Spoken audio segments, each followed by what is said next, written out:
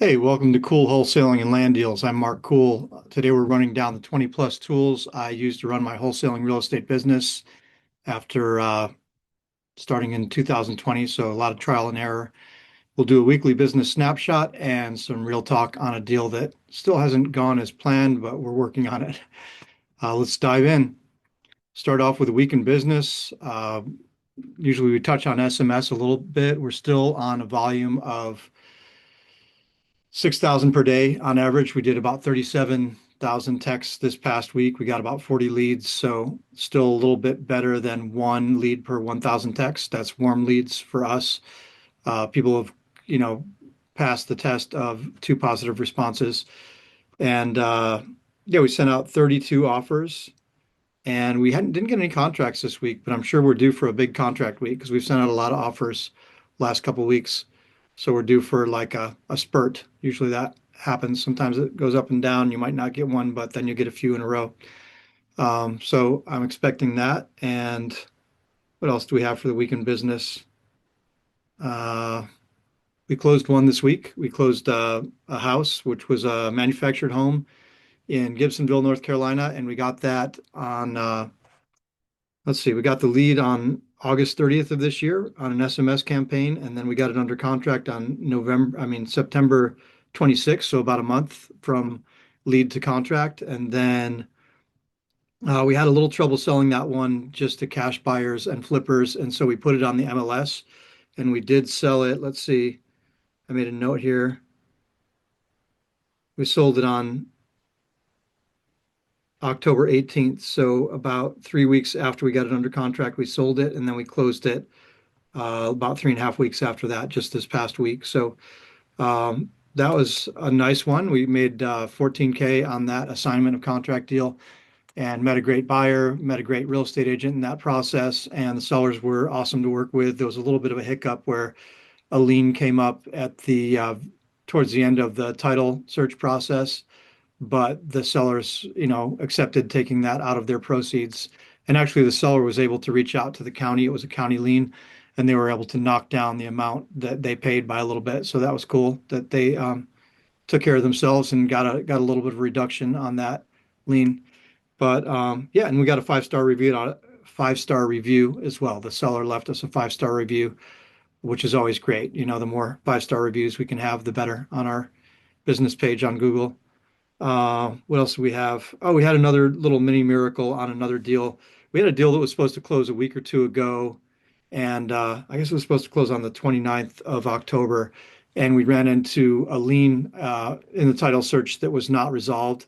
The seller didn't have any evidence that they had paid off the lien, even though they said they had paid it off. It was one of those things where the company that held the lien had gone out of business and the seller had paid it off, but she didn't have the documentation, so we had to do legwork, and we actually hired a company called Require, which is like a title search, title cleaning company. They cure these issues, that you might have. And we paid a $500 fee, which the seller actually took care of, and then we paid a $50 rush fee.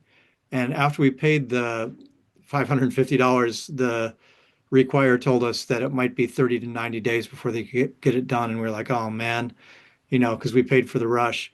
And then a few days later, they said, hey, we got this handled. And so it actually ended up taking like, um, let's see, we gave it to them on October 30th, and then we got the title cured on November 11th. So just under 2 weeks, they got that nailed down. And then we were able to, you know, reschedule the closing date. So we should close that this coming week. So that was like a mini miracle because we were like, oh man, this one's going to get pushed into 2026. And fortunately, we'll be able to close it here in November. So very excited about that. And just trying to see if I had anything else on my notes about the week in business.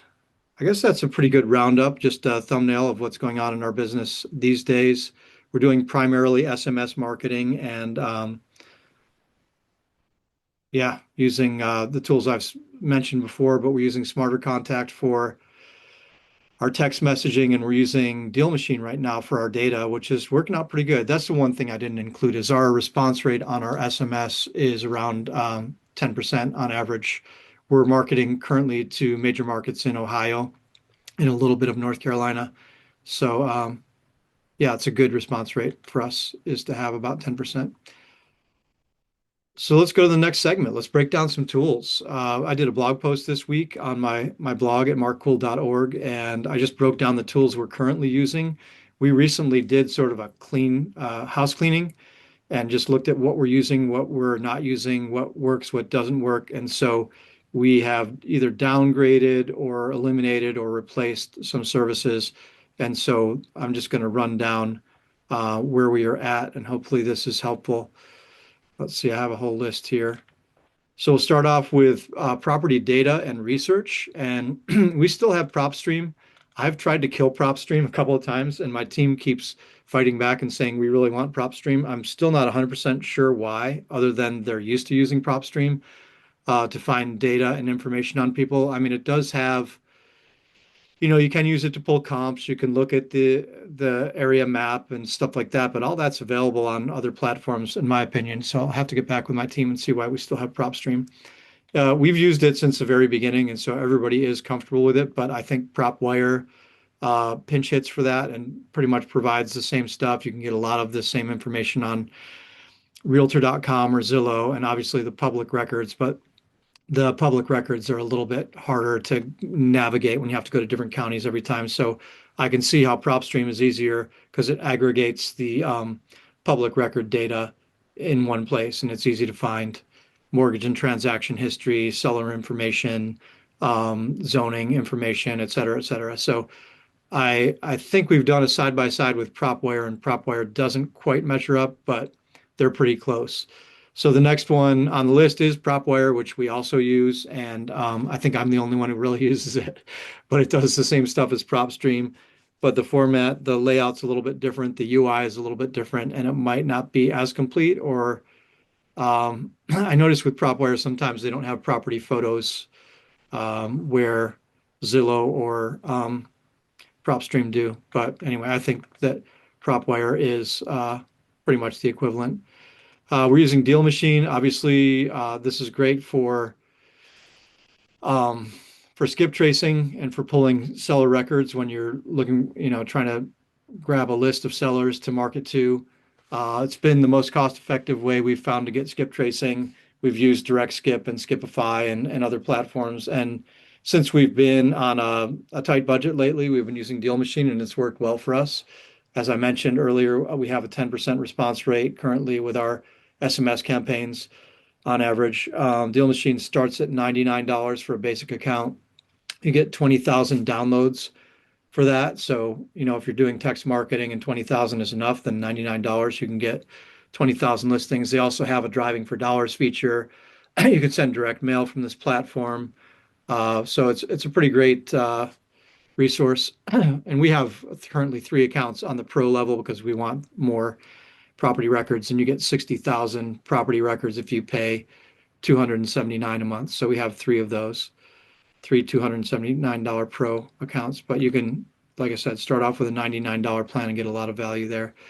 InvestorBase is our rockstar platform for property data and research. I think we could probably almost exclusively use InvestorBase, especially for comping. And I mean, it's primarily a dispo tool, but we've been using it for property analysis for a while. And then they've just added some features with ARV comping and being able to do deeper dives on cash buyers and see like who's a volume buyer or who is a trust fund. I mean, what's that? It's not a trust fund, is it? It's a fund buyer. But yeah, so InvestorBase is a little bit more expensive if you're starting out, but it's $250 a month, and it's a great, great tool. UI is great. The founders are right on top of it. They do regular calls to update you on features. They listen to the users and implement changes that are requested, stuff like that. So it's a rock star for dispo for finding cash buyers, but also now they're adding the even more robust analysis tools. So I highly recommend that. I'm not an affiliate for any of these things I'm talking about. I'm just sharing what's worked for me. And InvestorBase is one of my favorites. Ton of value there. So for CRM and deal management, we use Podio. We just came back to Podio after a test of ReSimply, which was terrible. Sorry, ReSimply, but just not good for us. I shouldn't say it's terrible overall. I should say it wasn't good for us. They want you to fit the way they do things rather than being flexible and fitting, your business. And since our business has been established since 2020, 21, we needed more flexibility with the platform, and we didn't have it there. And we found a lot of challenges, and their customer service is not great. I can say that. So I've tried ReSimply, I've tried Forefront, and Podio is what we're back to. We have signed up with Orata, a company called Orata, ORATA, and they have built a really cool, um, I guess it's like an overlay for Podio, or a Podio system of their own. And it's got a lot of great features integrated into it. So it makes our Podio kind of like a Podio on steroids, with a KPI dashboard and the property information right in the seller lead card that you can pull up and pull information from Zillow. You can pull comps within the Podio, all this stuff. I could do a separate video tour on that if anybody's curious. But I recommend them. Again, not an affiliate, but so far so good with them, and service has been great. Communication and team management things that we use. We use Slack. If you haven't tried Slack, I highly recommend it. It's just a great team communication uh, hub, right? It's got you can create all kinds of different threads. In our Slack thread, we have everything from deal status to transaction coordination, KPI reports. People drop their EOD reports in there. I created a channel called Education and Inspiration for quotes and resources for articles or podcasts. We have a disposition thread. We have a contracts thread, closings, announcements and bulletins, and all this stuff.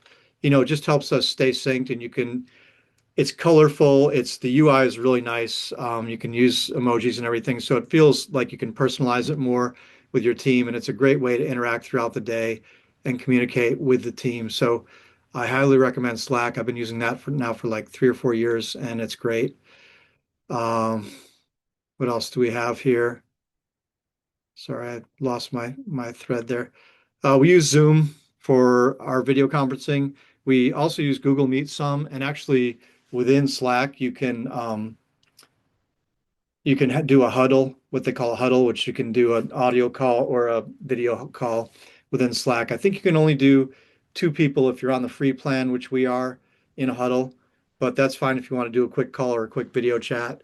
And also the other thing I should backtrack and mention about Slack is that all your data disappears in Slack after 90 days unless you upgrade to a paid version. So if there's stuff you want to keep, what we do is anything we want to keep or have last longer than 90 days, we might put it in Slack, but we'll also copy and paste it into lead card in our CRM, or put something in Drive, right? If we want it to last. If it's just day-to-day communication, we're not really worried about it.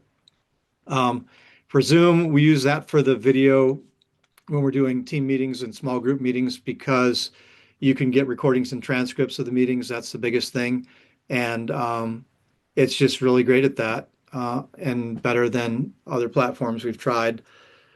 We used to use Google Meet, and that's fine. The limitation on Google Meet is that you know it's it's limited to 1 hour meetings if you have more than 2 people, which we rarely run into that, but we have run into it.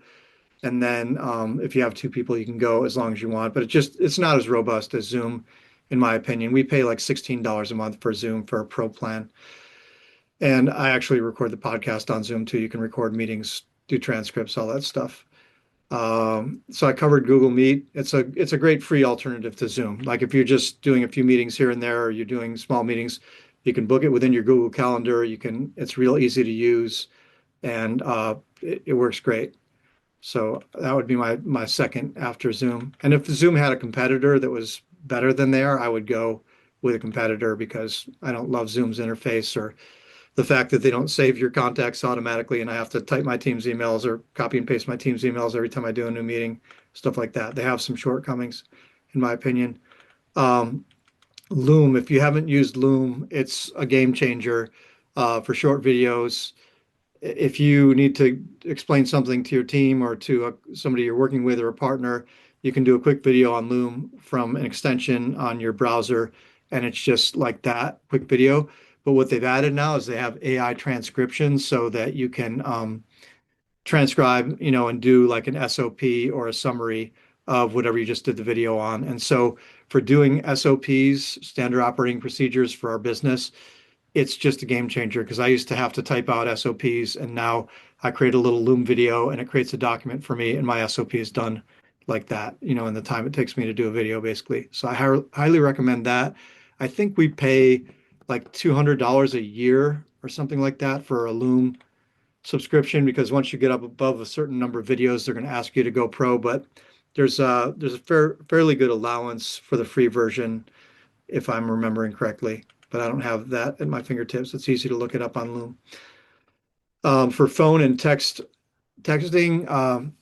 for our everyday business calling and texting system, we use JustCall, and that is a competitor to smartphone, which is something we used integrated with Podio for probably 2 years, 2.5 years, and then it kind of crashed on us. They something happened with our 10 DLC registration, and we got flagged by carriers for some of our communication, and then our Smarter Contact went down and we couldn't call or text anybody. So we jumped on JustCall and got that integrated. And then we liked it and we were like, this is as good or better than smartphone. I think since we've gotten on JustCall, which at the time they had more AI features than smartphone, I think smartphone is up their game and they're about the same. Smartphone is spelled without an A, so it's SMRT phone. And either one of those I think is good for a business uh, calling and texting system. It's not for bulk texting, even though JustCall now does have bulk calling options that you can do. But I mean, bulk texting. We use a different platform for bulk texting, and that is Smarter Contact. And Smarter Contact is, what we use for our 6,000 message per day output for text marketing to sellers. We like it because it has good tracking of analytics, and it also has inbound and outbound calling from the platform, which its competitor, Launch Control, has not had historically. A guy from Launch Control told me recently that they're adding the calling feature to their platform, so that'll make them pretty even with Smarter Contact, and that's just the one we use. So I think that it's 6 of one, half a dozen of another. I think you might be able to save a little bit of money on the entry level plan with Smarter Contact starting out, but I don't even know about that. You'd have to compare plans. Next category is owner financing and loan servicing. And so we use a mortgage calculator. We just use a free mortgage calculator for owner financing calculations and amortization tables. I can put a link to that in the show notes. It's just like calculator.net or something like that, but it works great and it's free. And then for our servicing our loans, we have currently 9 owner finance deals that we're servicing where buyers are paying us monthly on those.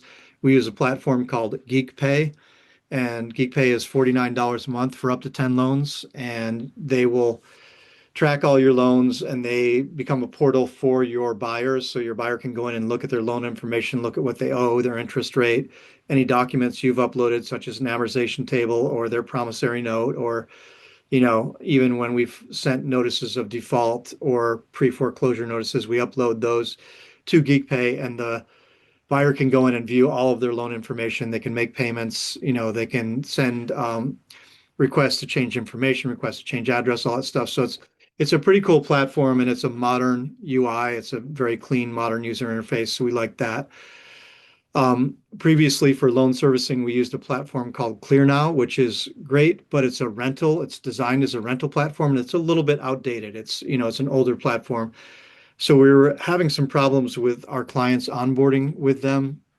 And also we had a little dissonance, a little friction with people saying, why am I on a rental platform when I'm buying this property? And we'd have to explain, you are buying the property. It's just a rental platform and it works well for what it does. So we use it. So with GeekPay, we've eliminated that. But I would say ClearNow is good. I wouldn't say anything bad about them. They were great for us, and they have good data reporting for your history of loan payments and all that stuff.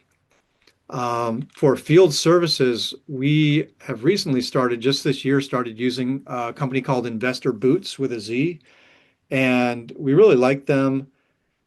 And so for field services, I'm just talking about people to go out and take photos, people to put on a lockbox, and random other tasks. You can get a lot of stuff done through InvestorBoots.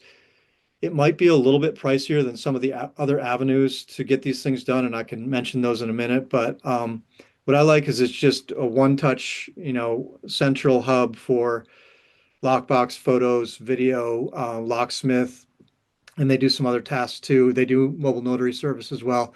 So it's nice to have just one hub for all those things rather than to have to track around and find people to do those tasks. And so far, we've had a really good experience with them. Their customer support has been great, and they handle everything. You put in your request, and they handle the coordination and the scheduling, and send you the photos if you're asking for photos, or they, get the handle lockbox, everything. So it's worth paying a little extra for us. Other options for this, if field services, you could also call it boots on the ground. If you're operating remotely and you need somebody in the specific area where your property is to do a task for you, other things we've done is put an ad on Craigslist, right? Like, hey, we need a lockbox and photos, or things like Nextdoor or Thumbtack, or even Yelp. You can find people to do various services for you. Facebook Marketplace, all those things are ways you could post an ad, and also Facebook groups like, hey, I'm looking for somebody to do photos or a yard sign of a property, in this area, and you'll find those people in those spaces to do that for you. Next one is documents and contracts, and we use PandaDoc for that. Panda like the bear, and it's an e-sign platform. They have a free version and a paid. We use the paid now because of our volume, and they changed their parameters. But for 4 years, we used the free version and ran a business that closed 4 deals a month and sent a lot of offers, and we used the free version. And then I think they changed the bar for how many documents you could send, and we ended up upgrading, which is fine because they're a great service and we should be paying them some money. But I think if you're starting out, I don't have the numbers in front of me, but you get a fair number of documents every month for free before you have to upgrade. We've tried some other ones. I've looked at DocuSign and HelloSign and a few other ones. The pricing on PandaDoc, even on the paid side, even if you're doing a paid version, is competitive and maybe one of the best pricing platforms. And the interface is great. User interface is really great. So I recommend that. For calendar and scheduling, we use Google Calendar. I use this for my personal schedule throughout the week, and we use it, to share stuff back and forth on the team a little bit, but mostly that's my personal scheduling. But if I'm having people schedule meetings with me, actually, I'm using a service called Koalander, which is like the koala bear. So I've got some bears. I got PandaDoc and Koalander, but Koalander is a free service that's similar to Calendly. And so you can set up your availability, and then you can send people a link from there to book a call with you if you're sending, a team member or even a third party person to set a meeting with you. I recommend that. And then for productivity and operations, we use for our timekeeping, we use Clockify, and that's another free platform. And we use that for our team members to clock their hours daily and weekly. And then that's where we do our payroll from at the end of the week. They have a lot of other features too, but the main thing we use is for the just clocking hours. It's a time clock. We use Google Drive for all of our team documents. We have a team drive, and all of our spreadsheets and documents are in there, and we just share them amongst the team, and that's great. Works fine. I'm sure there are plenty of other options, but that's just what we started out with and what we continue to use. I love Google products for office stuff. We use a thing for passwords, we use a platform called LastPass.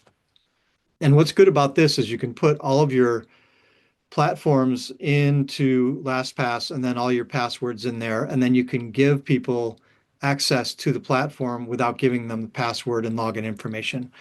So it's really great if you're working with somebody on a limited basis, like a subcontractor, or you just need them to look at something in your platform.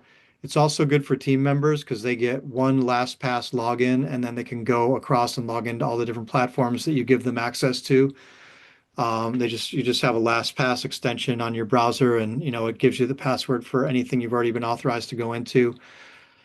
It's awesome if you have to let a team member go. You don't have to go back through and change all your passwords, because I'm sharing here we have more than 20 platforms that we use, and team members might have access to 10 or 15 or 20 of those. So rather than let somebody go and then go through all your platforms and change the password for everyone, you can just delete them from LastPass and you don't have to change any passwords. So that's a great thing. And it's $36 a month for the plan that we're on. And, we have 20 odd platforms in there. Uh, the next thing is for mail, for snail mail. We use a company called iPostal. It's just iPostal, the letter I in front of postal. We have a virtual PO box, which means that all of our snail mail can go to this PO box, and then we can go online and scan through the mail, and you can tell them throw away, open and scan, shred, whatever you want, forward. You can have it forwarded to you if you want it. Like sometimes we get checks that go into our virtual PO box and we want to receive that check in person and scan it in and deposit it in our bank account. So we have them forward that to us. It's a little bit of an extra charge, like $1 or $2. But it's great because you don't have to handle all your mail and open it and touch it. Also, I don't want, we're all virtual on my team. We don't have a bricks and mortar office. Everybody works from home. So I don't want my home address listed and people, having my home address showing up at my house, et cetera. So this gives us a layer of privacy from that. And it costs $15 a month. And the one that I set up, the actual mail center that my virtual PO box is connected to, is 5 miles from my house. So if I did want to go there in person and pick up a check, for example, I could go do that. And the other cool thing about this is you can have a normal 411 address. It's not PO box blah blah blah. It's the address of the mail center, and then you just put your PO box as like the suite number, and so it looks more official than PO box, right? In the past, I've had a post office box through the U.S. Postal Service, which is fine, but it is PO box blah blah blah, which some businesses also, if you're signing up for different services, they won't allow you to put a PO box as the main address, but you can put a 411 address um, in there. So that's another good thing. I think there are other services, but this is the one we've used and my son Jasper uses, and we've been happy with it. Next category is banking and accounting. We've tried a few different virtual business banks, and the one that we've settled on currently is Blue Vine Business Banking. We've been using them for, I think, almost 2 years now. The reasons we like this is it's very user friendly. The user interface is great. It's very clean and modern. You can send wire transfers from the app, which is great, on your phone or on the desktop. You can send check payments if you want to. You can just put it in a payee and mail them a check through the platform. That's a free service. What else?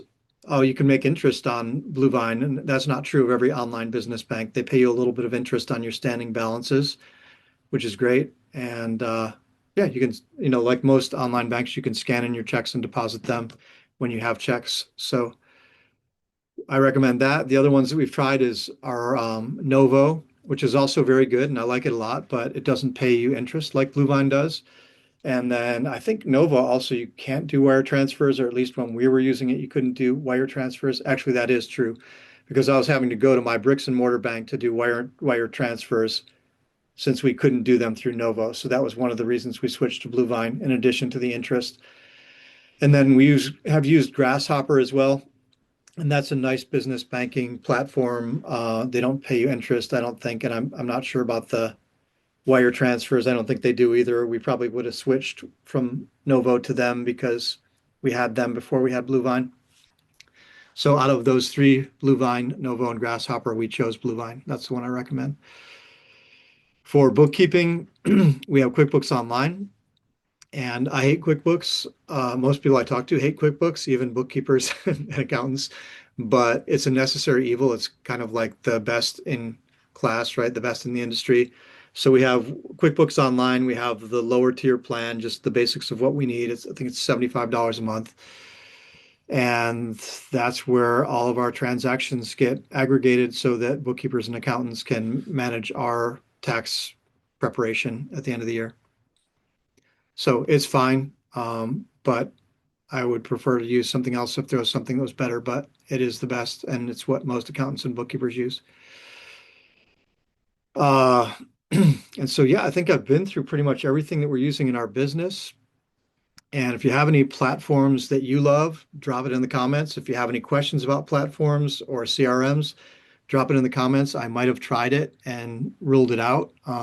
I've tried a lot of things. I'm listing the things that we use, which means I've tried 3x what I've listed or 4x what I've listed. I've tried a lot of things, tested them out. Um, the bottom line is you don't need every tool on this list of closed deals, but start with the free and cheap essentials and add on tools as your business grows and the ROI justifies the cost, right?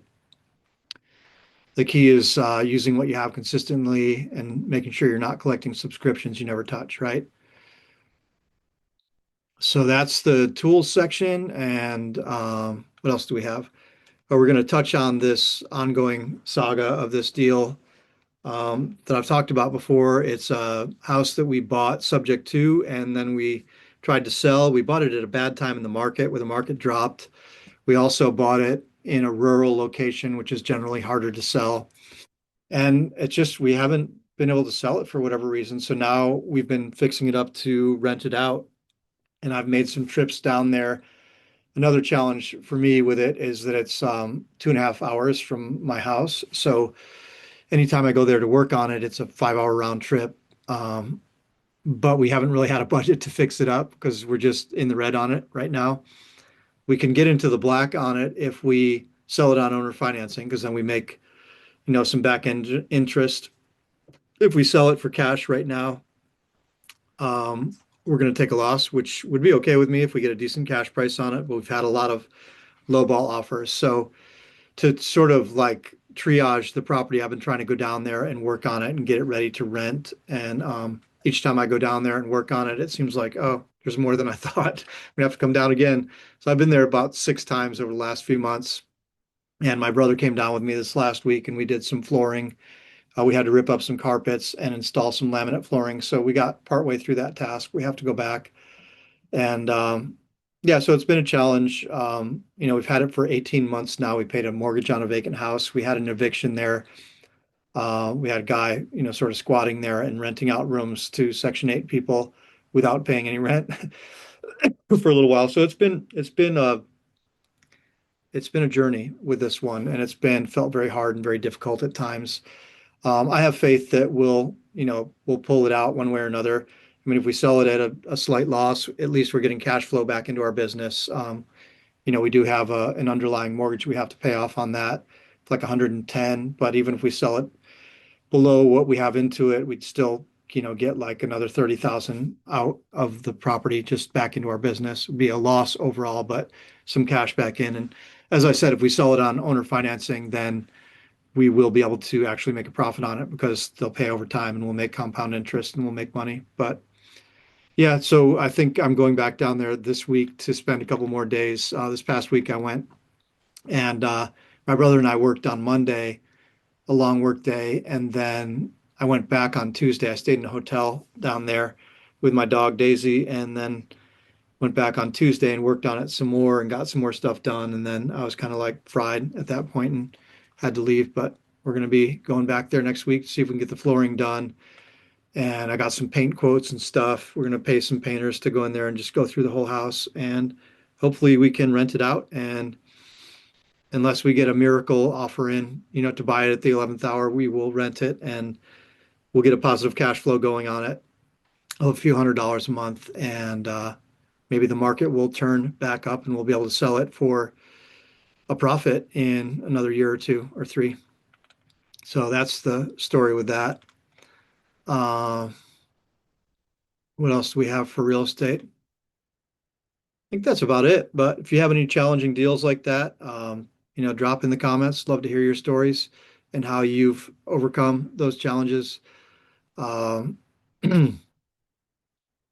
what's the big lesson I'm taking away from this deal is a question I had on it. Um, Yeah, I mean, lessons are don't buy stuff way out in the country,